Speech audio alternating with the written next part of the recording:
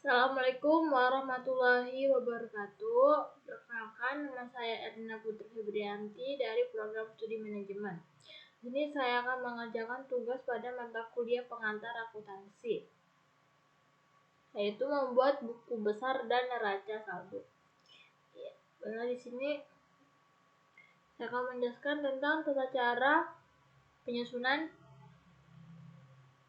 buku besar dan neraca saldo.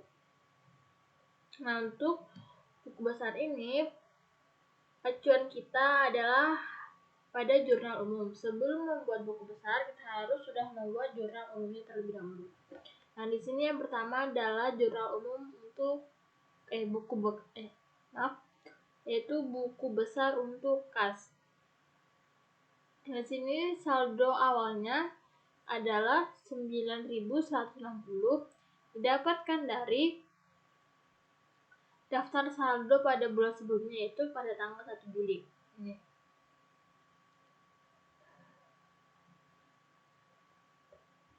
Di BNI itu 9.160 ya. Jadi di sini saldonya kasnya adalah 9.160. Nah, kemudian untuk ini, karena di sini kita menyusun buku besar kas, berarti yang kita lihat di jurnal umumnya adalah kasnya.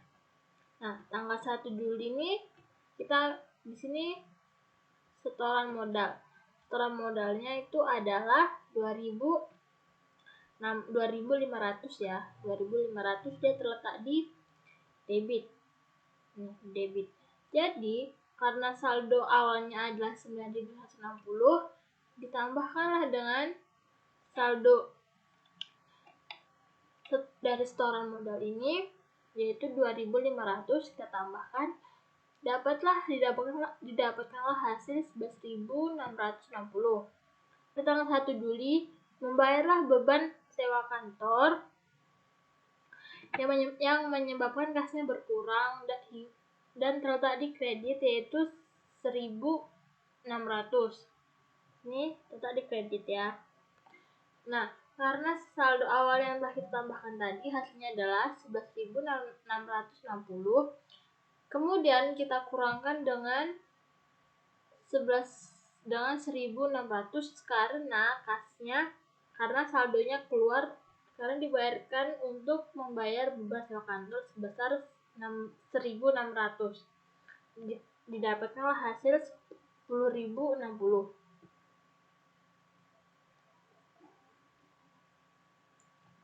Begitupun selanjutnya. Intinya apabila kasnya berada di debit, berarti dia ditambahkan. Nah, dan jika kasnya berada di kredit, maka dia dikurangkan. Selanjutnya, piutang usahanya saldo pada tanggal 1 Juli adalah 1.350 ini ya. Di sini kita akan menyusun piutang usaha. Kita lihat di tanggal berapa saja pada jurnal umum yang memiliki piutang usaha, yaitu di tanggal 2 Juli ini piutang usaha.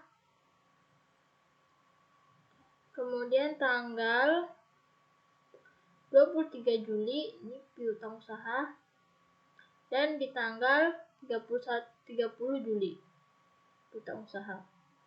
Nah, piutang usaha itu kita masukkanlah ke dalam buku besar ini. Contohnya di tanggal 2 Juli. Tanggal 2 Juli piutang usahanya berada di kredit. Otomatis dalam buku besar juga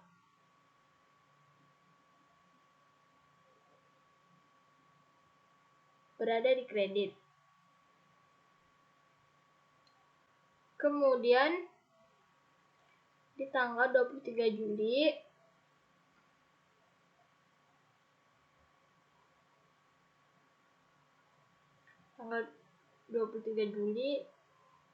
piutang usahanya bertambah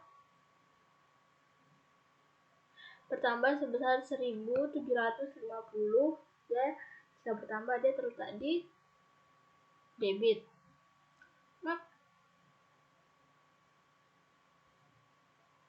Maka saldo akhirnya adalah 1.750. Selanjutnya pada tanggal 30 Juli, di sini kan piutang usahanya terletak di debit, maka di sini juga terletak di debit.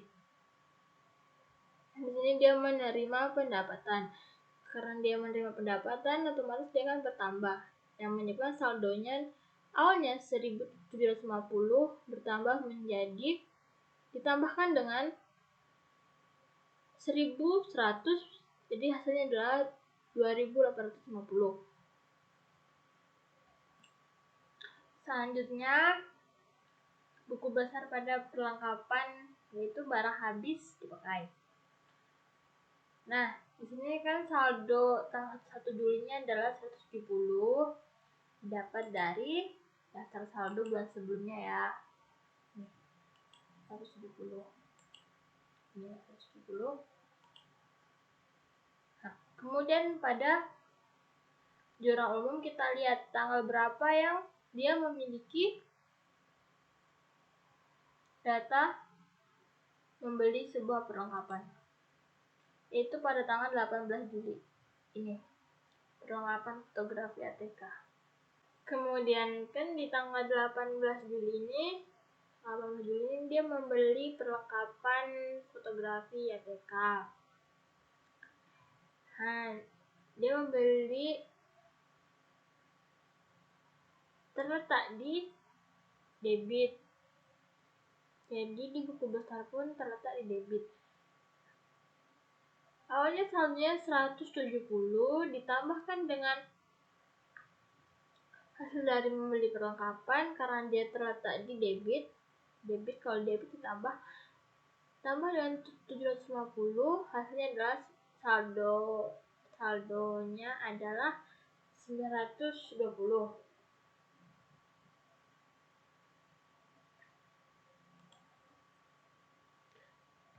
Kendaraan dibayar di muka. Di sini saldonya tidak ada ya, karena di bulan sebelumnya juga tidak ada.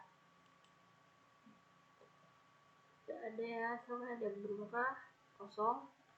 Jadi di buku besar pun kosong saldonya.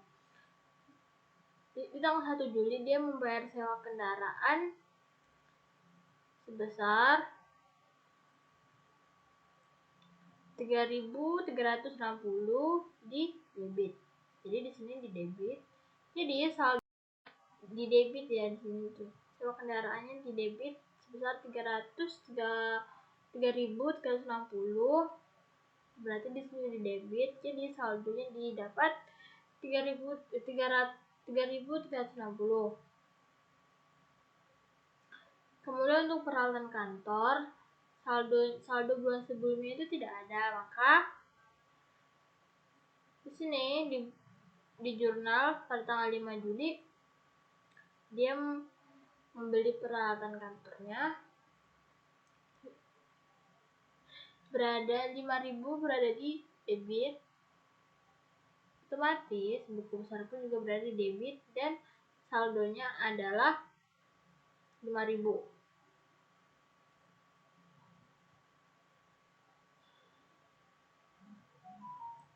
Kemudian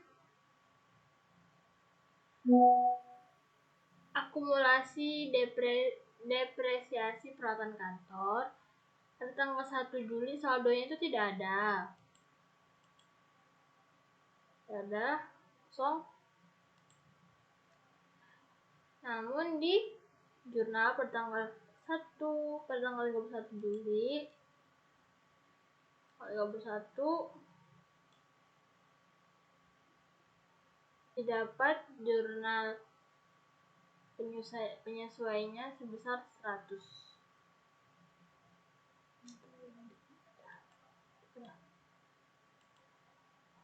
Kemudian utang usaha pada tanggal 1 Juli saldo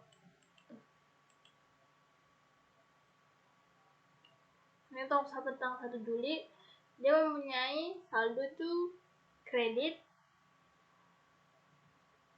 sebesar 250.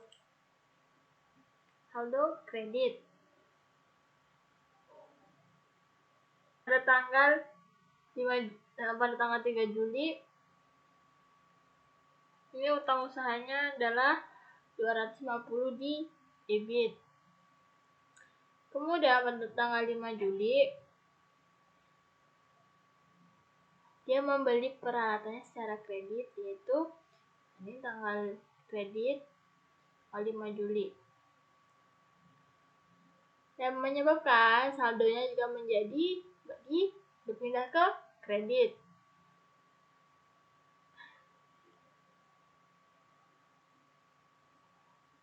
Kemudian pada tanggal 18 Juli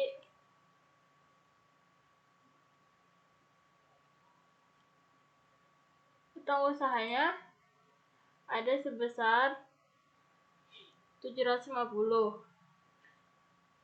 Nah, saldo kredit yang awalnya 5.000 ditambahkan dengan 750 menghasilkan 5.750.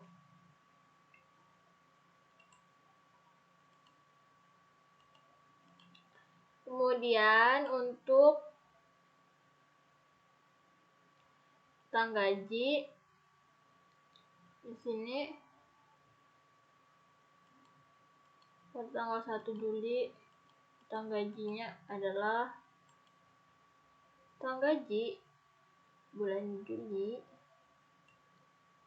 kosong, tidak ada ya, tidak ada. Utang gajinya di sini 0 ya, karena pada tanggal 1 Juli pun tidak ada daftar tentang utang gaji. Begitupun di jurnal umum pun tidak ada, jadi kosong.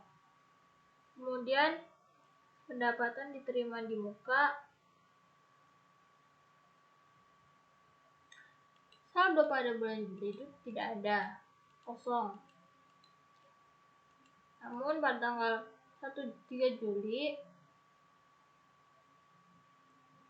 menerima pendapatan sebesar 4.800. Karena menerima pendapatan berarti dia terletak di kredit.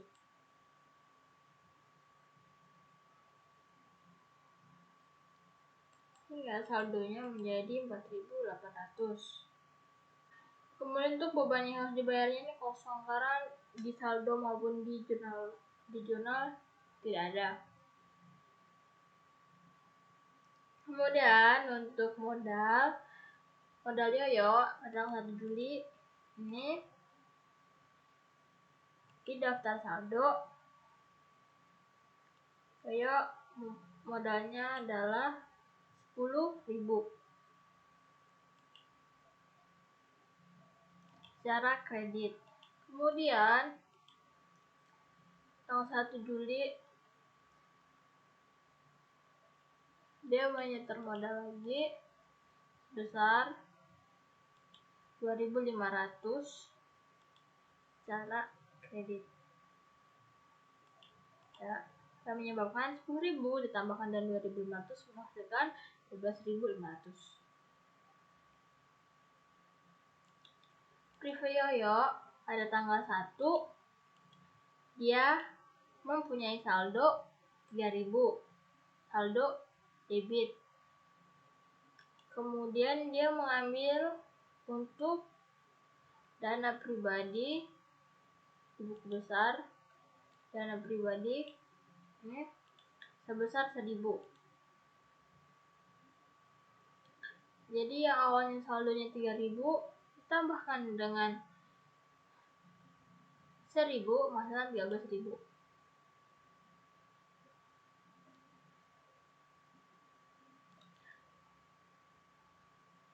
Kemudian untuk pendapatan jasa foto indoor saldo bulan sebelumnya itu adalah 850 secara kredit. Ini kredit. Kemudian pada tanggal 11